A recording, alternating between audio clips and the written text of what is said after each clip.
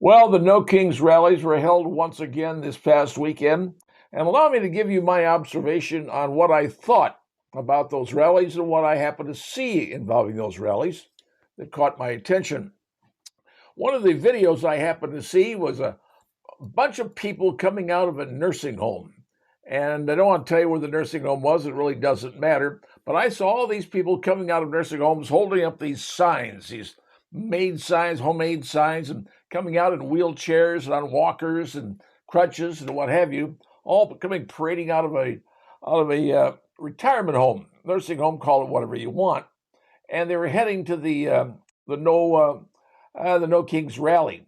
So I decided I'd go, drive around and see what it was like, see what they were doing in downtown because we had the rallies going on. But here's the observation I had. Most of the people that I saw at the No Kings rallies were baby boomers. Now I can talk about them because I'm one of them. All right? And I'm one of the oldest baby boomers.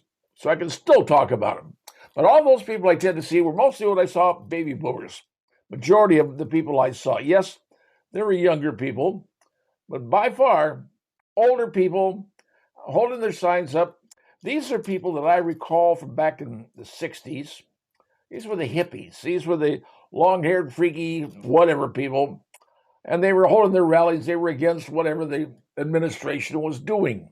These were the anti-war rally people. These were the anti-draft card people. These are all the people that I remember because I was there and I saw them do this stuff. It looks to me like these were the same people that were around in those years. And a number of the men had really long hair. It was gray, all right, or whatever hair they had. And that's what I was looking at. So it seems to me, from my perspective, most of the people I saw were elderly. And that means baby boomers. Yes, there were younger people. Okay, I'm not going to argue that. But that's what I saw for the most part. I didn't see it on TV, and I noticed most of the people on TV were, well, older and holding up their signs or placards, whatever they had. Now, there's one situation that happened in the city of Chicago. They had their No Kings rally going on, like all these cities do around the nation, and some folks from TPC, Turning Point Group, were going around Chicago shooting video of the rallies going on. And apparently a elementary school teacher who's now been identified, no names, elementary school teacher, she's around 40 years of age, she saw the Turning Point people coming around shooting the video stuff. So you know what she did? She pointed her finger at her neck and went, ah, laughingly, parroting Charlie Kirk being assassinated. She was laughing about it. It was funny to her. She thought it was amusing. Now, this is a person who is teaching children.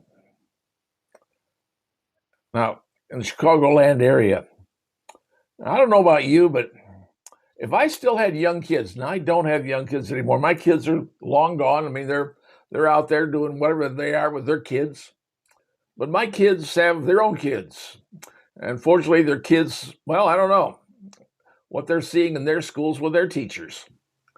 But this woman in Chicago, elementary school teacher, doing the imitation of Charlie Kirk being shot, assassinated, murdered, call it what you want, and mocking it because she thought it was funny.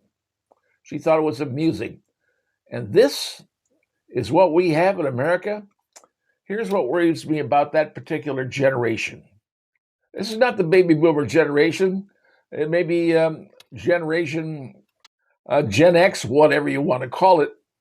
But many people in that particular demographic want to see everybody who support one particular tribe, and I'm going to use the word tribe, dead. They want to see them assassinated. They wouldn't be worried about it. Now, should people be upset about the fact that Charlie Kirk was murdered? Well, there's a number who aren't. But let me ask yourself, would you, let's say somebody who you didn't think a whole lot of, as far as like a Don Lemon, former guy from CNN, or some big person on television or radio or talk show host or whatever it is, was shot and murdered. would you be going around imitating that person being killed? Would you do that?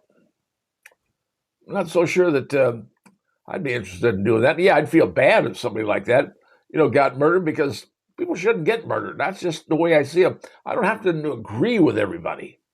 There's people out there that I don't agree with. They could take staff on CNN, for crying out loud.